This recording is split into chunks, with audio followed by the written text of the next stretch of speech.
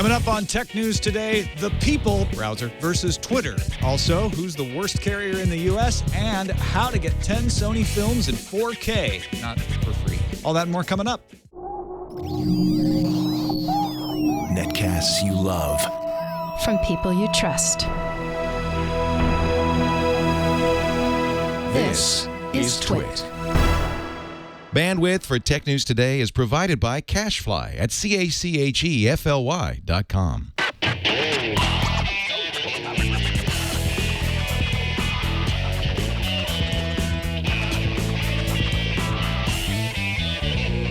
This is Tech News Today for Thursday, November 29th, 2012. Tech News Today is brought to you by Pond5, the world's stock media marketplace. If you're a media maker looking for video, photos, illustrations, music, sound effects, After Effects templates, or 3D models, check out Pond5. And for an exclusive 50 free stock media downloads, go to pond5.com/TNT.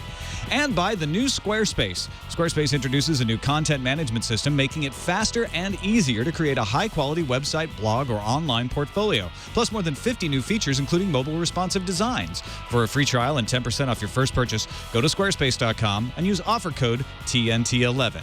And by Audible.com. To download a free audiobook of your choice, go to audiblepodcast.com/TNT. Welcome to Tech News Today. I'm Tom Merritt. I'm Sarah Lane. I'm Iyaz Akhtar. And I'm Jason Howell. And this is the show where we keep you up to date on the most important stories in the tech world, starting each time with, say it with me, the top 10 stories of the day in the news views. The news views is in another castle. Internet monitoring firm Renesas reported today that internet and mobile phone systems in Syria became unreachable as of 12:26 p.m. Syria time. This effectively removed Syria from the internet. The BBC noted that the Syrian government had previously cut off access during major operations in the civil war there. This year's Consumer Reports Mobile Carrier Satisfaction Survey is out, and Verizon has once again been rated the best, at least of the major providers, getting high marks for voice and data service quality, knowledgeable staff, and issue resolution. Sprint and T-Mobile were next, and everybody's least favorite carrier, at&t, brought up the rear for the third year in a row. In fact, all but Verizon scored pretty badly on voice service quality, and only 4 points separated them in the ratings. At least at&t is consistently disappointing. Good news for RIM. Goldman Sachs upgraded RIM's shares and said there's a 30% chance BlackBerry 10 phones will be a success. That led to RIM's stock price to experience an increase of almost 10%. In more RIM news, developers will be able to get their hands on BlackBerry 10's SDK Gold release on December 11th and can register for RIM's $10,000 incentive for certified apps. RIM is also offering some new hardware to developers, a handset with something called a QWERTY keyboard. Tony Fadell, CEO of Nest and oftentimes considered the godfather of the iPod, because he'll make you a playlist you can't refuse, is cheering when Scott Forstall's departure from Apple was announced. Fadell told the BBC that Forstall, quote, got what he deserved when he was forced to leave Apple. So don't bother handing in that application at Nest, Scott Forstall. You guys sick of your Fitbits? I never had. Sick of your fuel bands? Sick of it. Never had it. Sick of your up? Not yet. Well, maybe Basis Science will help you get back on physical track or at least get excited about it again. This is a $199 Basis watch band. It's kind of interesting. It looks very old school. It contains a 3-axis accelerometer, an optical sensor to monitor your heart rate. It can even monitor your perspiration levels. Don't really know why you'd want to do that, but it can. Both ambient and user temperature. It's water resistant, connects via Bluetooth or USB, and can run for 4 days on a single charge. Android and iOS apps are in development, and pre-orders start today. It's been over a month since Windows 8 launched, so how's that PC market doing right now? NPD took a look at a 4-week period and found Windows 8 did not lead to increased sales of PCs, and Windows sales were down 21% compared to the same period examined last year. More troubling for Microsoft is of Windows devices sold, only 58% were Windows 8 machines. Taking a look to the past, 1 month after Windows 7 was introduced, it accounted for 83% of Windows sales. Twitter's increasingly restrictive data access policies have landed it in court. PeopleBrowsr won a temporary restraining order against Twitter to keep the so-called fire hose of data open. PeopleBrowsr provides data analytics for its Cred site, as well as big clients like the Department of Justice and Department of Defense and Dell. Twitter said it's a simple matter of contract law, and Twitter's contract with PeopleBrowsr is over. So get over it. Apple's iPhone 5 is this much closer to launching in China, discovers the Wall Street Journal, because the China Telecommunication Equipment Certification Center has approved the iPhone 5 for a network access license in the country. Apple's currently planning to launch the iPhone 5 on both China Telecom and China Unicom networks. The company is reportedly hoping to bring the device to China Mobile as well. That's the largest network in China, the country's largest carrier. But so far, no deal has been announced. Score one for the MPAA, that little underdog. Newsbin 2, a Usenet indexing site, has decided to cease operations. Newsbin 2 succeeded the original Newsbin site, which was taken down after legal action by the international arm of the MPAA, the MPA. The site had been ordered blocked by ISPs in the UK, and the MPA was suing PayPal and another payments provider for working with Newsbin 2. The site claimed to have been DMCA compliant, but the MPA continued to target it anyway. The big complaint about 4K displays, there's no content. Well, Sony's figured this out and is bundling a 4K video player with its $25,000 4K television. It's a hard disk server that will come preloaded with 10 Sony pictures like The Amazing Spider-Man and Taxi Driver, along with 4K video shorts. The small catch is you have to be a U.S. customer to get the preloaded content. And entirely disrespectful of our schedule, Apple just released iTunes 11, at least according to our chat room. Everybody's in there downloading it right now. What's a girl got to do to get an update alert? They don't make iTunes for Ubuntu, so I can't try it. But you guys let me know how it I'm checking for updates and just says it. All right. This episode of Tech News Today brought to you by Pond 5, the world's stock media marketplace. I know lots of you out there work in the media. And you're looking for your independent projects. You're looking for royalty-free legal images that you can use without having to pay through the nose and continue paying. That's what Pond 5's all about. Professional, quality stock media, photos, vector illustrations, music tracks, sound effects. Sound effects are one of the hardest things to find, even if you can find it free. Sometimes they just suck. You want good stuff? Go to Pond 5. Customizable motion graphics templates, 3D models, and more. It's growing by leaps and bounds. And if you're an artist who's like, wait a minute, I make that stuff. You know, yeah, I have to use some stock stuff every once in a while, but I would like to sell my stuff. Pond 5's there for you, too. Like our car screeching to a halt, saying, wait a minute, we're going to shake up the traditional stock agency business with an open, artist-friendly marketplace. I really hope anyone who was driving for professional content. Seriously, wasn't frightened by that. I didn't know. We're I just sorry. searched for cars. I hate it when Let's there's try to not when there's cause commercials on the accidents. radio with those Yeah, the it's siren true. sound effects and stuff. Anyway, that's how good Pond 5 is. It could be dangerous in a car. For artists selling on the site, Pond 5 gives you control over pricing, and that's unheard of. You get to set the price. You get 50% royalties for each and every sale. It's a higher payout than other stock photo marketplaces. So go try it out. You can get 50 free stock media downloads just to see the quality of the stuff they have there at pond5.com/TNT. That's POND, the number 5.com/TNT. And we thank Pond 5 for their support of Tech News Today. Joining us now from the Geek Dad blog, New York Times best-selling author, Ken Denmead. You weren't driving, were you, just now, Ken? Oh, no, God forbid. But, you know, I now obviously need to start work on the TNT soundboard.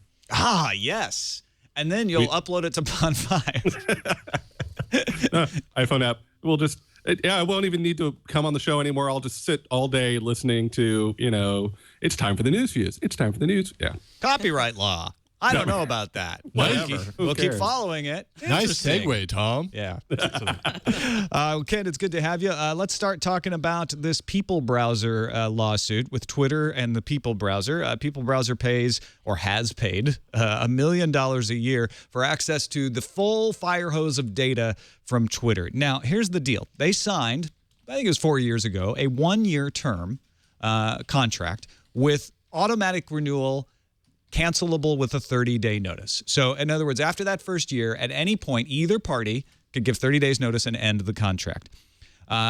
Twitter has been moving from being an open platform, as you know, but also from allowing a lot of people to have access to that fire hose for money to what's called the Certified Products Program. There's about 20 companies in that program. They advised PeopleBrowsr in May that PeopleBrowsr wasn't going to be put in that Certified Products Program, that they might need to use GNIP or DataSift. And the problem with that is those third-party resellers of Twitter data don't give you all the data you get when you're a direct customer of the fire hose. So PeopleBrowsr says, all right, let's figure this out. They had lots of meetings. Twitter said, no, you're just not going to be one of those customers. Get over it. And you're going to be cut off as of November 30th. Now, they told this way more than 30 days before it happened. CEO Jody Rich, in the filing for this lawsuit, says they relied on Twitter's promise of openness. They will not be able to fulfill their contracts with the Department of Defense and Dell.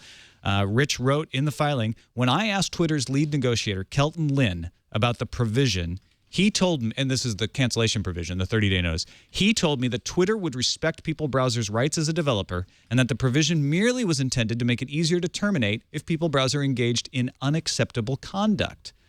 Now, Twitter says this is contracts 101. It doesn't say anything in the contract about that kind of stuff. All it says is we get to terminate the contract with 30 days notice, and we gave you way more than 30 days notice. Yeah, yikes. I mean, so all PeopleBrowsr really has to go on, besides the fact that they're at basically an at-will contract and either party can walk away within 30 days, is that one of the lead negotiators said, don't worry, we won't screw you over. Now, exactly. It seems when you hear about this that this is pretty cut and dried, right, Iyaz? I mean, as a lawyer, you're over there snickering like, well, it's not stated in the contract. You're screwed. I have to take a look at the full contract. But, I mean, if you've got a good attorney and you were relying on that, you have to put that in the contract. There's usually a clause in there that takes away every other negotiation you had before. Other pre-existing deals you had may no longer be valid because of the contract you now have. It would overwrite everything effectively. In the filing, PeopleBrowsr doesn't seem to be making any contract-related arguments at all. What they're saying is Twitter created the impression that this service would continue forever, and they built their business on it, and now Twitter has a monopoly over their own information, which kind of is tautological, and so they've misled them. It's going to have, PeopleBrowsr is going to have a hard fight against, they have an uphill battle when it comes to this, because that contract is the first thing you look at, and if it's not in there, you're going to have to really prove a lot of reliance on this issue before you even set up the contract. But the contract is written up for a reason. It's to remove all that doubt. Now, it sounds like the judge might be at least willing to listen to the arguments because San Francisco Superior Court issued a temporary restraining order saying Twitter can't cut off PeopleBrowsr as of November 30th. They've set a date of January 8th to talk about an injunction. There would be a preliminary injunction before the trial. So this is very, very early in the process. The judge is basically saying, you know what, we can't figure this out yet, so don't cut them off. On January 8th, we'll talk about whether it's worth a preliminary injunction that keeps the service going through a trial, and then we'll go to trial. But Ken, legal stuff aside, what do you think about Twitter saying to a big data analytics partner that's built a huge business, sorry, you're just going to have to deal with less data now? I think it's one more example of Twitter trying to figure out how it's going to make money, retooling their business in that direction and stepping on a heck of a lot of toes that, they, along the way, that it started as this wonderful thing. Then they realized they needed to make money, and now a lot of people are really angry with them. And that, in some sort of sense of business karma, that will continue to come back and bite them, either through lawsuits that whether or not they win or lose, they're going to have to be dealing with for a long time to come, or, public perception. And I haven't seen Twitter user statistics for a while about whether or not they're still growing or what, but sooner or later there's gonna be enough of a bad taste in people's mouths that it's gonna change on them. It's gonna hurt them, I think. Yeah, back to the contract side, by the way, if they're both educated parties and they had lawyers and things, that's going to change things. If Twitter's very beginning and it's just kind of like a handshake deal and you talk about it and it's like two guys in a bar writing up on a napkin, that's going to influence the way the contract is looked at. I'm sure it's not that case. No, it doesn't seem to be. It seems to be a normal written and contract. Also, who drafted the contract? If Twitter wrote it all up on their side and they're like, just sign this, that could make a difference too. So we're going to have to see exactly how this shakes out. Good to know. Let's talk about Consumer Reports annual carrier rankings. You don't want to just play with iTunes 11 instead? Or we could do that. Nah, yeah. I'm just kidding. It looks Did you finally get it? It looks very nice. Yeah, it was actually a really quick download once I figured it out. Yeah, AT&T, worst rated carrier in the U.S. 3 years running. Congratulations, AT&T. Can't say I'm surprised. Consumer Reports released their annual carrier ratings. And of course, these are surveys. So this is customer appreciation, right? Customer satisfaction on stuff like how good is the voice quality of my calls? How fast is my data? Do you have great customer service when I've got a problem and I need to call you? All that sort of stuff. AT&T, dead last. Of the large carriers, Verizon's in first place, although there are some companies that actually score higher in customer satisfaction than Verizon. But of the big four, Verizon was actually way ahead of not only AT&T, but also Sprint and T-Mobile. Sprint and T-Mobile were in front of AT&T, but still Verizon was kind of way ahead of the pack. Big marks on good voice quality and speed of data. Although, sort of interestingly, AT&T's 4G LTE network beat Verizon. Sprint and T-Mobile, nothing too much stood out. They just weren't best or worse. That's interesting that it would be, because AT&T has been catching up. Verizon's been ahead in rollouts anyway. Yeah, you know, sometimes I think it really depends on where you are. For example, in San Francisco, because I have a LTE iPad that's on AT&T's network, and it's so fast. And at first we went, oh, it's because nobody's on AT&T yet. That's why. But it really hasn't slowed down at all. So I think it definitely depends on what sort of metropolitan area you're in or other area. I mentioned some of the smaller carriers that got really high marks. Consumer Cellular, Credo Mobile, and U.S. Cellular all scored higher than Verizon, even though they're not one of the major national carriers. Both Consumer Cellular and Credo are MVNOs.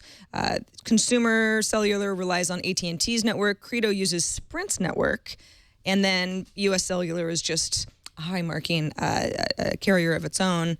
But I don't know. What do you guys think? I remember being very unhappy with AT&T before I switched to a Verizon iPhone, and I switched when I had the option to. But I've had some pretty bad customer service experiences with Verizon as well. I mean, I can't say, at least on that front, and that matters the most to me as a consumer, what's going to upset me the most? It's the customer service part of it.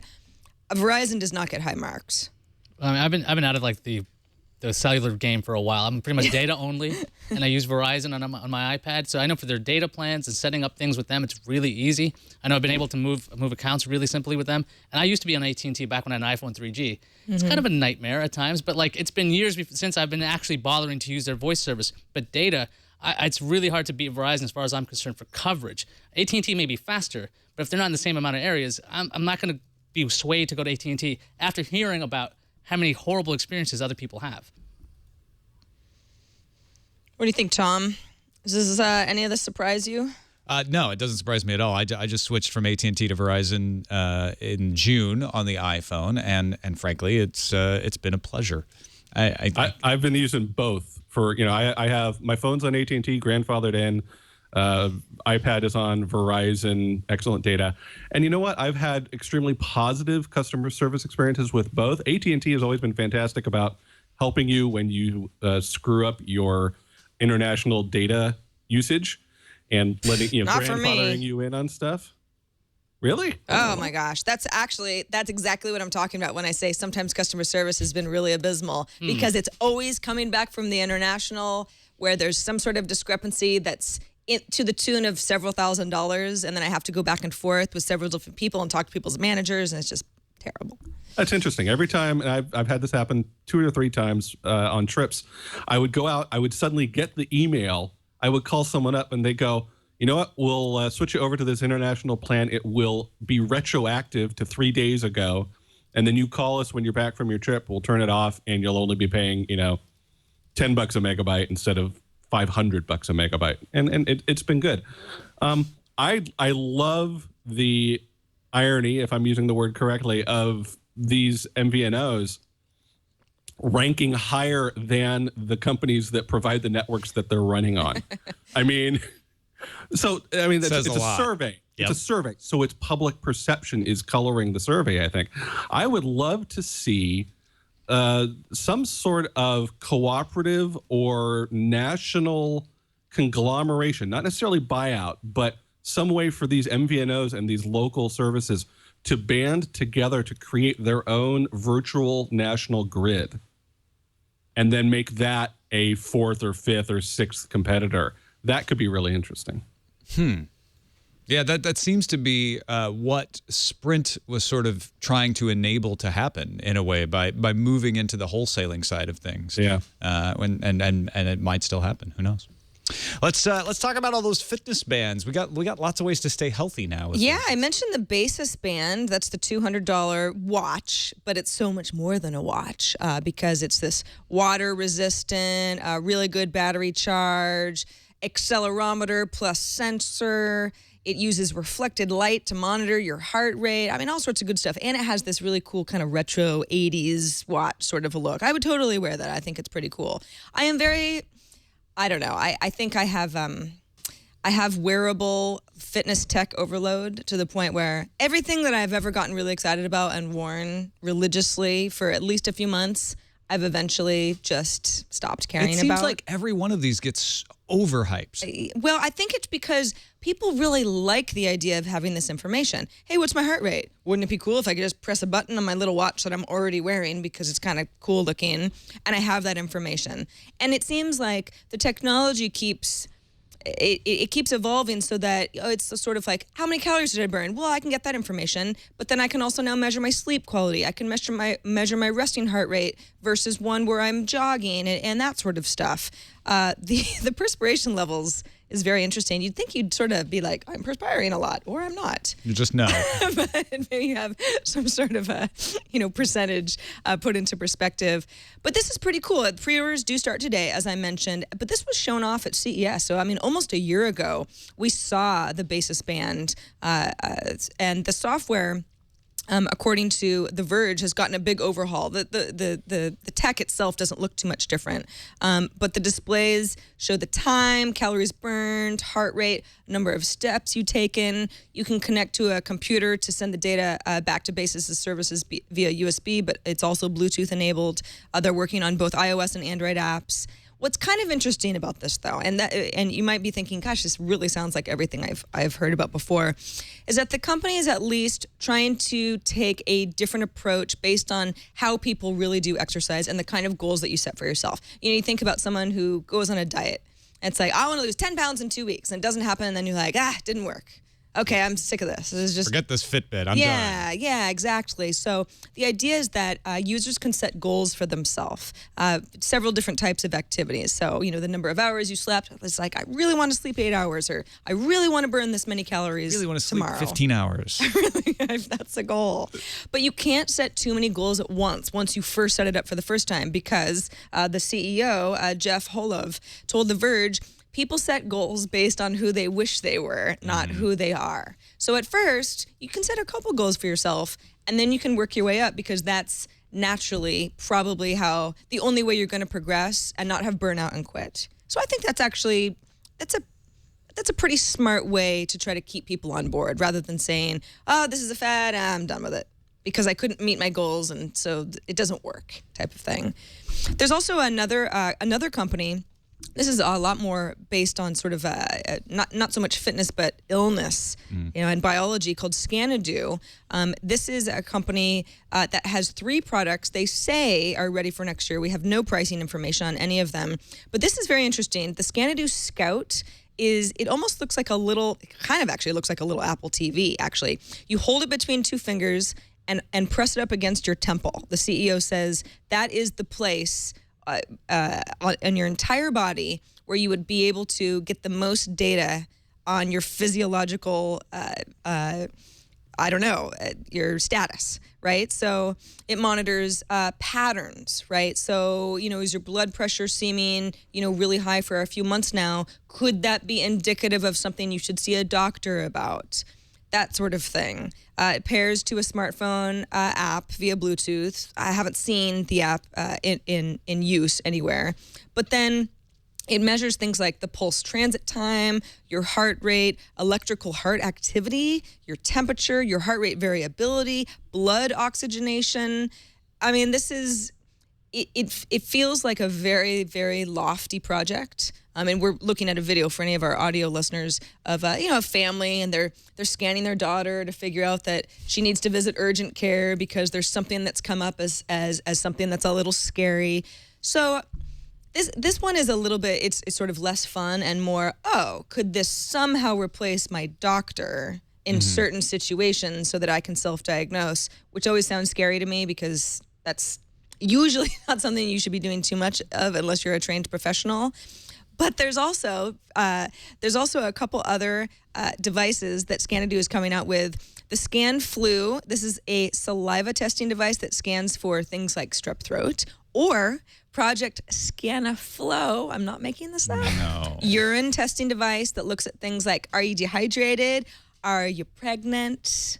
Huh? That sort of thing. It's like, does it have what a are the blue other things plus that you test image that for? comes up? You Yeah. need to drink more water, and you're pregnant. And you're pregnant. So you better do that. The products all have to pass FDA inspections. They have not yet. And again, like I said, no pricing information, but I feel cautiously optimistic about this stuff. I Obviously, don't know. it's something a lot of people want because there's a lot of products out there competing. I want to my be that medical one. tricorder. Yeah, exactly. It is the medical tricorder. I gotta say, none of those smartwatches are terribly impressing me right now. The fitness side of it and the smartwatch side of it. Looking at that picture of that one watch, wow, welcome to the 80s of digital technology. I mean, the screen on that thing looked terrible. I do not think there has yet been an iPhone moment for the smartwatch and for the fitness gadget. And somebody needs to get something along the lines of a retina display into these watches so that, first of all, the interface doesn't look like something out of Tron. And then, maybe we'll see wider adoption. I'm excited by the technology.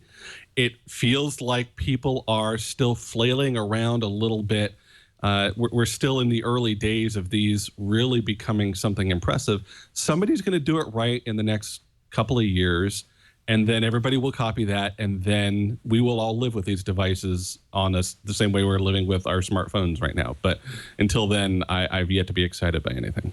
All right, let's take a quick break and thank our sponsor, Squarespace, the fast and easy way to create a high-quality website or blog or online portfolio. We talk about it all the time. You really got to try it out. It's the best mobile experience going for something that you can just concentrate on making your site and not worry about all the programming that goes on underneath. Squarespace takes care of all that. They take care of the reliability. They keep the servers up. You concentrate on taking one of their great templates and just making it say what you want to say. You focus on the message with Squarespace. They let you drag and drop your images. They resize the images for multiple screens. They redo the templates for multiple screens. It is faster and easier than ever to build a great-looking website.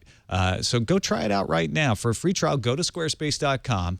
And sign up for a free account. And if you're, well, what do I need to do? All you got to do is go there and you sign up. You give them a name of a website and an email address, and you're in. You don't give them a credit card. You don't give them anything. You don't commit to anything. You try it out. You can even import your current blog if you want to just see how it looks in one of their templates. And then, if you decide to purchase it, use the offer code TNT11 and get 10% off your first purchase on new Squarespace accounts. Now, that's monthly or annual plan. So if you sign up for the annual plan, you actually get 10% off the entire year, and they throw in a free domain name with annual plan subscriptions. That's squarespace.com. Use that offer code TNT11, and we thank them for their support of Tech News Today. On into 4K land. Sony's got a 4K Ultra HD video player, and you may say, what am I going to watch on it? There's no 4K content out there. Well, that's why you're going to buy the 4K Ultra HD home experience, because Sony's got their act together by having a video player that comes with a TV that's controlled by an Xperia Tablet S. It's all one giant bundle for $25,000. Oh, that's so reasonable. Well, I mean, it's the first thing. If you're going to spend $25,000, you might as well have something to watch. Just about the cost of an Audi. Well, this is a lot more useful, a lot less dangerous. I have no idea. More useful. 84-inch TV, that's more useful. You never have to travel Certainly anymore. less dangerous. You're right. Anyway, my point is, it comes with some A-list movies like Amazing Spider-Man, Taxi Driver, some not so A-list movies like That's My When Boy. you say comes with, what does that mean? The video player is a hard disk player that has preloaded 10 movies from Sony Pictures. So Sony's actually working with itself for once and providing content for its electronics. You'll see Amazing Spider-Man, Taxi Driver. Like I was saying, some not so great ones like That's My Boy and the other guys involved there. There's some Weasley language as to whether these are remastered in 4K or not. It says Sony's the leader in mastering in 4K. It's just appropriate that we bring 4K movies to the TV. So they didn't exactly say they remastered these, so they're at least claiming it's 4K content. Engadget talked to Sony Electronics COO Phil Molyneux about the 4K Ultra HD video player. They said it's something only Sony can do. I guess I'm just kind of curious about, is this like Kaz Hirai's one Sony approach actually working? Because we have Sony Pictures preloading content onto a Sony Electronics product, and that's usually not what we get. We sometimes get like a UMD of Spider-Man with a PlayStation Portable, but this is a totally different feel. Ken, what do you think? I think this is really interesting. I think this is wow early adopteritis if you're even going to think about this device. Obviously, the 4K TVs are where things are going to go. I think the idea of it comes with a hard drive player with only 10 movies preloaded on it is a sign that we are so far in advance of what's possible for the digital distribution of this content that it's laughable. Obviously, I would hope that someone like Netflix is going to make some deals whereby anyone who has a 4K TV can pay $50 a month and have a hard drive shipped to them with an extra three movies a month or something like that on it. Because there is no way the American internet infrastructure is going to be able to handle the sheer volume and speed. There is no way that you could decide, oh, I want to rent a 4K movie tonight and watch it. No, because you would probably have to set the television to download it for 12 hours before. I don't know if that's the actual number, but it would take a significant chunk of time to download anything that's going to use this device the way it wants to be used. Now, YouTube has a 4K channel and they stream video across. Do you think that that's a better way of doing it? First of all, I've never actually been able to watch. You can't watch that. You don't have a 4K TV. I suppose I have a monitor, an Apple monitor here that would probably do that, but it's probably still got some sort of compression algorithm that makes it almost realistic to download that stuff.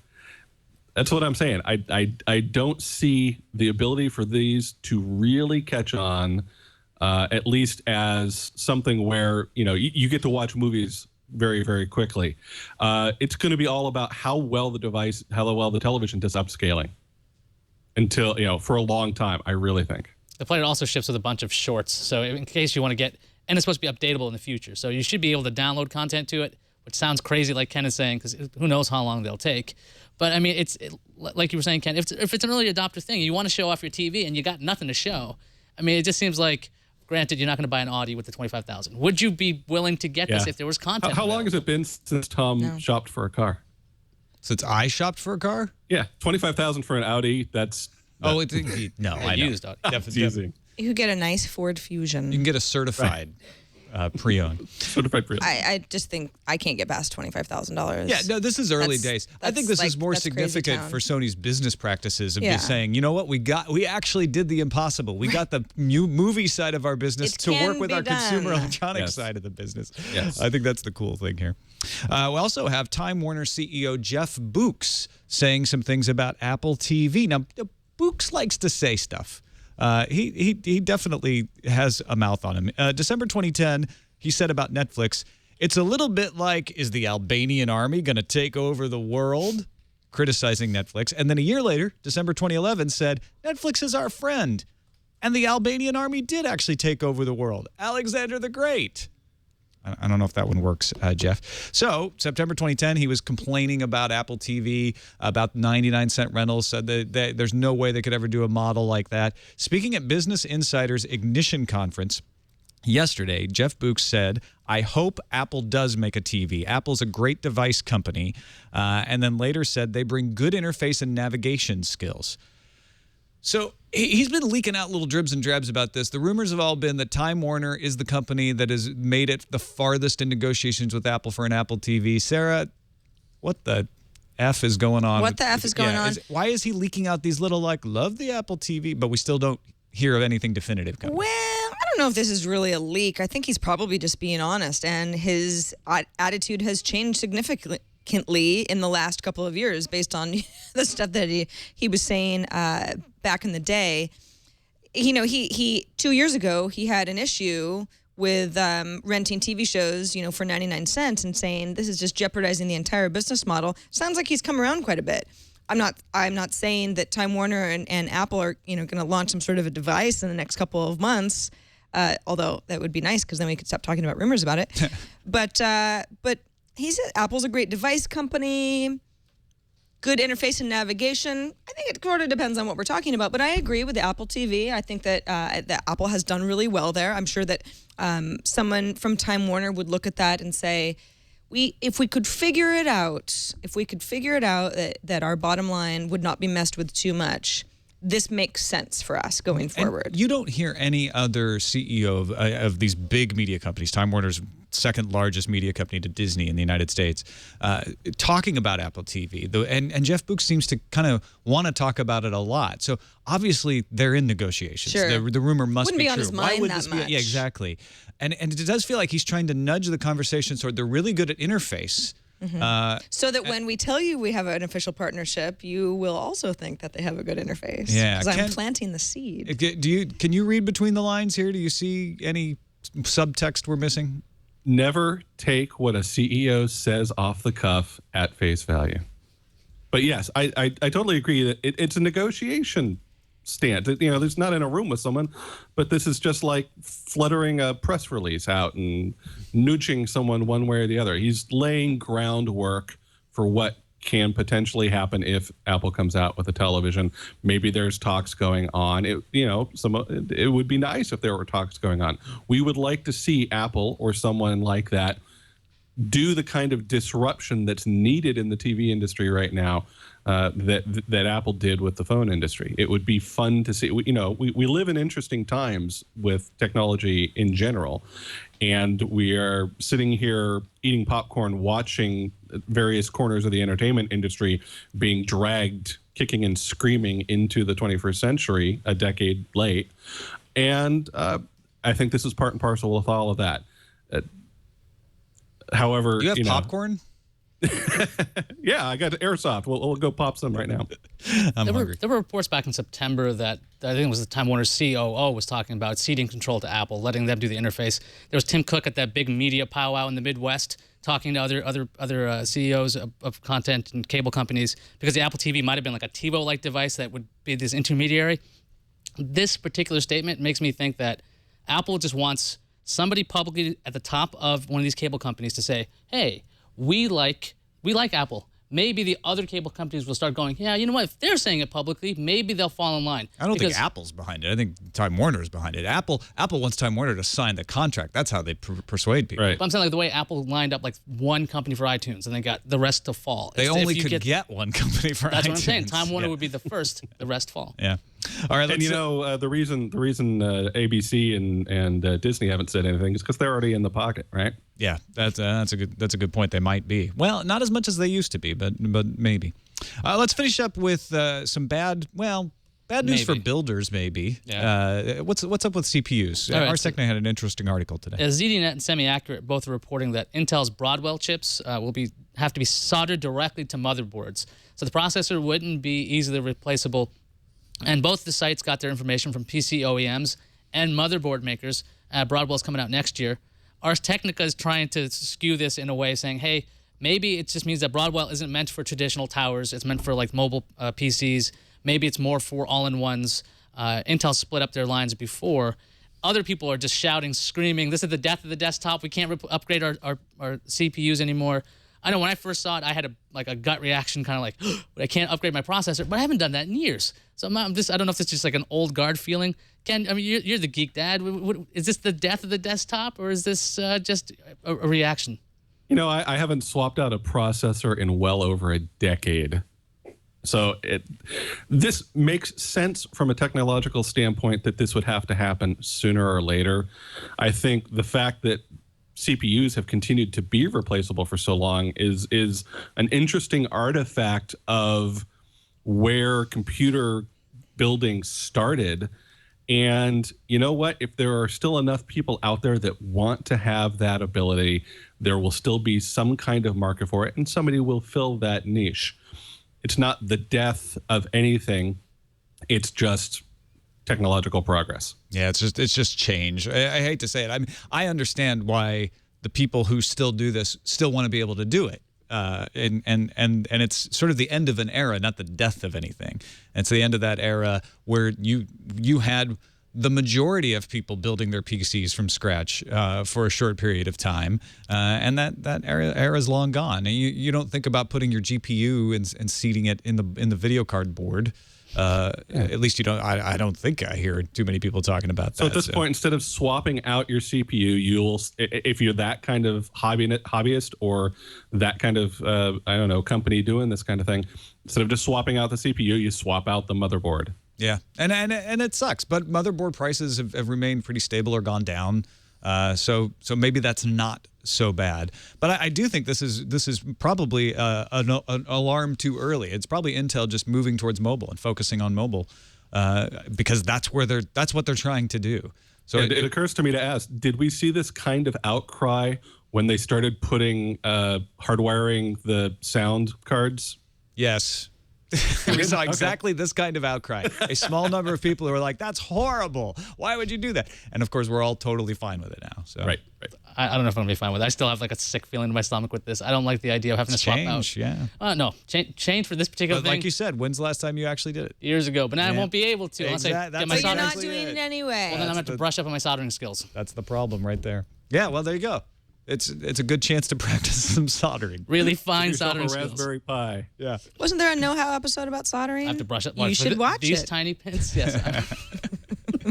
There was this great guy Iyaz on there that was. I don't know the guy at all. Thank you. Let's move on to the randomizer. Randomizer. And a hilarious randomizer it is. Internet Explorer's had ads going since before Windows 8 launched, but the latest ad takes the troll to test. You know, the conventional wisdom is don't respond to trolls. Internet Explorer not only responding to the troll, but sort of like embracing every aspect of a troll's behavior. So they show. I don't think this is a condescending look at an IE hater. It seems rather accurate. They show the person with a looking at WebMonkey and leaving some responses With an evil smirk. Lots of IE sucks. You see this all the time. You're going to see this in the chat room right now. I have a feeling. Somebody's sitting at their IE sucks. desk. Yeah, you're not Sorry, impressing me, idiots. I mean, we've all felt this, even if we haven't written it, and we've all seen it written on comments.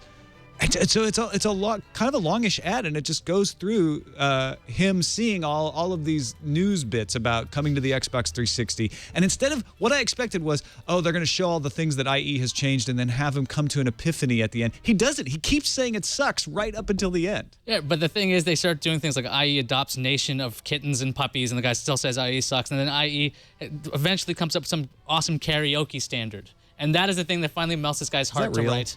No, No. they didn't adopt the island either. So But there you go. IE sucks It's not even less. something real that changes the They troll. called it progress. Yeah. That's a very optimistic viewpoint for Microsoft to be like, we suck less. Well, we won this guy over. It's very well done. It's very clever. Yeah. It's a little long. That's just a style criticism, but it's a funny ad. It's smart, and you know what? It's aimed squarely at us. Yes. It is not. That's not something you're going to see playing halftime on Monday Night Football.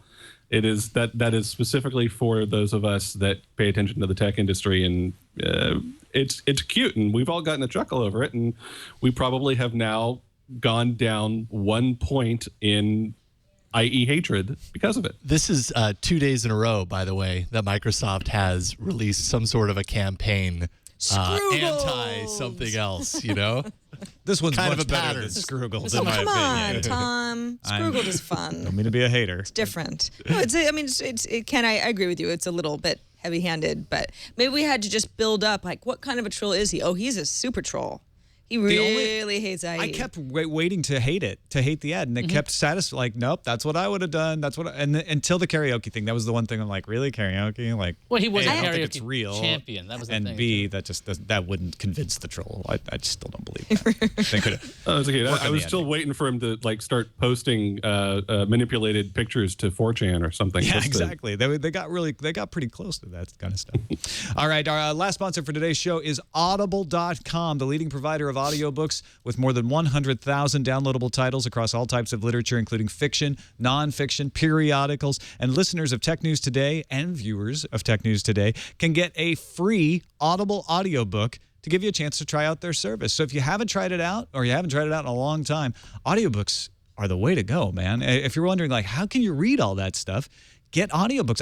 I'm always reading one print book or ebook and one audiobook at a time. It's doubled my ability to read. So try it out. Go get an audiobook. I'm reading 2312 right now by Kim Stanley Robinson. It's a fantastic read, and I'm really enjoying it. And it's the kind of book that I'm not sure I would take on in print because it's so long, but I know exactly how much time I need to devote to it, and I give it a little bit every day, and it's a good narrator too. So that's just one idea. You go check it out. You can get any free audiobook you want at audiblepodcast.com/TNT. That's right. Go get an audiobook of your choice at audiblepodcast.com/TNT, or pass around that URL to your friends if you're already an Audible subscriber, and show your support for Tech News Today. Big thanks to Audible for their continuing support.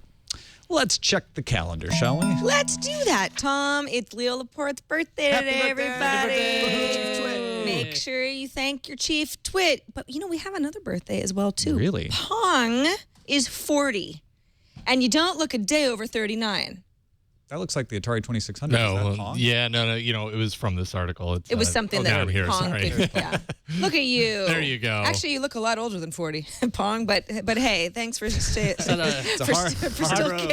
Batting those pixels It was around. Pong led a hard life, The Galaxy Note 2 is launching on Verizon Wireless with LTE. Tomorrow, the 30th, and running through Saturday the 1st, is the Facebook Windows 8 Hackathon. And the Six Strikes copyright enforcement has been postponed until 2013. They were always going to come in the summer, and then it was going to come by the end of the year. Now it's 2013. We're never getting that thing. Don't worry about it. Well, it's 2013 is right around the corner. Let's see what's incoming. Incoming message. Got a voicemail wondering about those Windows 8 license numbers. Take it away, voicemailer. Hey guys, just calling in with a thought on Windows 8 numbers. Just yesterday at work, we got some laptops in that had a little sticker on it that said that they came pre-installed with Windows 7, but that they were licensed for Windows 8. There was copy included in the box. So I wonder how many of those type machines count towards those numbers that you reported yesterday. Just a thought. Hope you guys have a great day. Bye. I think they can. If it's an actual license, not just an offer to pay for an upgrade, but you get an actual license, that counts. Yeah, because you're getting a license. He said that the device was licensed, but it came pre-installed with something else. So that's an interesting. Yeah, in other words, they shipped it before Windows 8 launched, but they had the license, and I think that counts. And I don't think that's skewing. I think that's legit. Yeah, you know what's been interesting to me about the last couple of days and these numbers coming out about, oh no, Windows 8 isn't selling as fast in the same period as Windows 7 did. What was Windows 7 updating from? Yeah. Versus what is Windows 8 updating from? I think a lot of people are a lot happier with staying with Windows 7. Just compare Windows 8 numbers to Windows Vista uptake. There you go. Yikes. That's rough. I got an email from Dan from Nashua, New Hampshire. Hey, TNT, love the show. It seems to me that there's a parallel between Windows 8's Metro UI and OS X's dashboard. Both can be called up with a quick keyboard shortcut and display at-a-glance information on whatever you want. Both run essentially mobile software. OS X widgets are remarkably similar to iOS apps, and Metro apps represent Microsoft's mobile push. The difference between these is how they're implemented. Metro is everything Microsoft wants you to experience, whether you want to or not. Dashboard is a tool called up from the desktop, the reverse of Metro. One can get by without Dashboard, not so with Metro.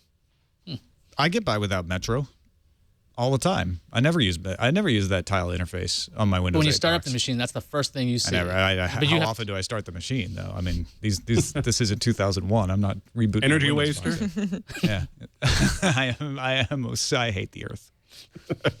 Got another email from Craig who says, great show, keep up the good work. Thanks, Craig. In episode 636, in the randomizer, you were talking about the gym in the UK that was using workout energy to generate electricity. The conversation moved to how providing a tangible energy benefit is an incentive for people to exercise. I think the next step should be to turn it into a competition, little peer pressure, little guilt trip sort of effort. Public items like street lamps are tagged with people's names, similar to the Adopt a Highway signs you see for groups responsible for cleaning up roadside trash. Then that person's responsible for charging that lamp. They could do this by logging into a machine with a key card and having their generated electricity allocated to their resource. You could also form teams or even have businesses sponsor teams. So this started out as a joke, but after writing it out, it actually seems like a good idea. This street lamp powered by Ken Denmead. Oh my God, it's going to be dark all the time. That's the thing. When people are really relying on you, then you get into trouble. You're like, I don't want to work out. Then out of guilt, you TaskRabbit it, so you create this little mini economy around it. It's perfect. Everybody wins. This could save the economy as well as all of our waistlines. Good idea, Craig. Well done. And well done to you, Ken Denmead. Thanks again for joining us, man. Let folks know what's going on over there at the Geek Dad blog. We are full on into the holiday celebrations. Stop on by and check out. We post a holiday gift guide once a week, different themes, books, video games, gadgets, and so forth that are good for the geek family. We will also be starting in about a week and a half, 2 weeks, our annual 12 Days of Geekmas podcast and giveaway series. One geeky holiday song that you can share with your kids, and a whole bunch of really fun swag every day for 12 days. That's fantastic. I always love your gift guides too. I always take a look at those and then tell my sister to buy me everything. Not that she does, but that's it for this episode of Tech News Today. Thanks for submitting stories at our subreddit, technewstoday.reddit.com. It helps us to figure out what stories to cover each and every day. You can find us on the web, twit.tv/TNT. Get all of our episodes there. You can also email us, tnt@twit.tv, or give us a call, leave us a voicemail like we had today. 260-TNT-SHOW is the phone number. I'll be in LA tomorrow, but Darren Kitchen will be here, and that'll be weird, but we'll both be on the show. See you then.